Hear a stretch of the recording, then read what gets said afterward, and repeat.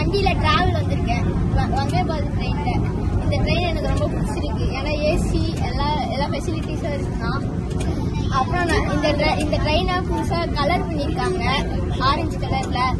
அதுதான் எனக்கு ட்ரெயின் ரொம்ப பிடிச்சது.